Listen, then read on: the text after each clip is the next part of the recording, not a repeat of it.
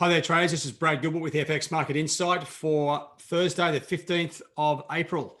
All right, now the discombobulation between the movements in the treasuries and the equity markets and the currencies are a little bit like the treasuries. They bounced back a little bit. The yields bounced back a little bit. We didn't really see that reflected in the dollar. The dollar went lower. Okay, so that means, just turn off that situation for the moment.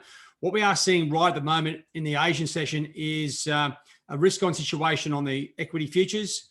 That's giving us a positive move on the dollar block and a bearish move on the dollar. They haven't moved far, but when you look at the charts, they are giving us a much clearer picture of the dollar, okay, heading lower, sort of across the board, and dollar CAD moving lower in a really erratic price action with oil back at 62 bucks or almost 63. It's not a surprise. Euro's heading higher. We've got like a real big pivot point here around 119.88.90. I'd say above 120, the figure will have some stop losses, which could shoot it up 50 or 100 points.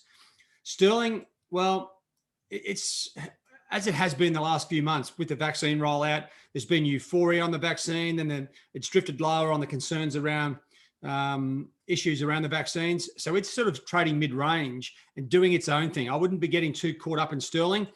And look at the price action here on Aussie and Kiwi. They have just left the building, right? They've sort of caught up to what Euro is doing. So we're seeing this dollar weakness, but it's not really apparent what's driving it.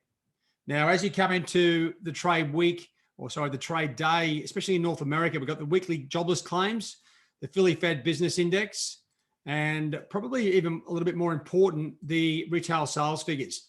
Now, I'd be more inclined to see how these numbers come out. There's three sort of variables with a number of different components of each. See how they come out and line up, and see if we get some clarity around the direction of the dollar.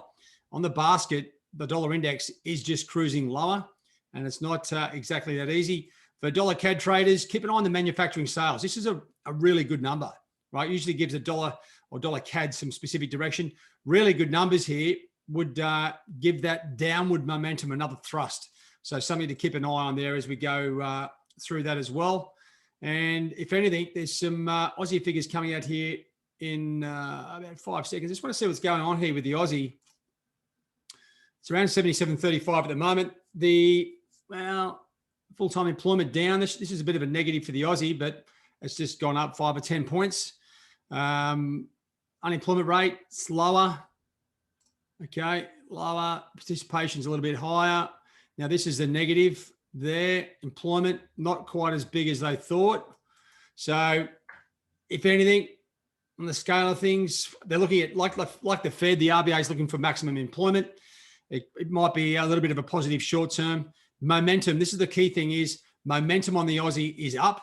So, any sign of a positive number, it will go up easier. It was around 77.35. Now, to me, those numbers are a bit, the rate's better, but overall, it's not like an awesome performance. So what happens?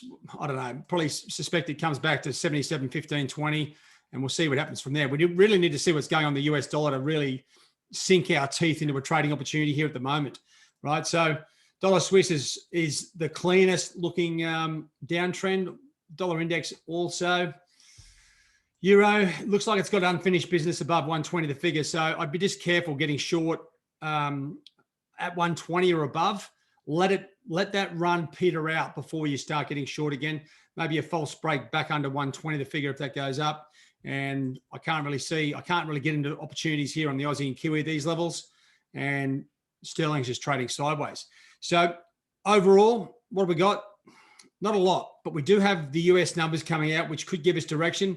We've currently got a dollar bearish short-term move on in the market. Work with it. Don't work against it. Keep an eye on the treasuries, especially after the US numbers come out.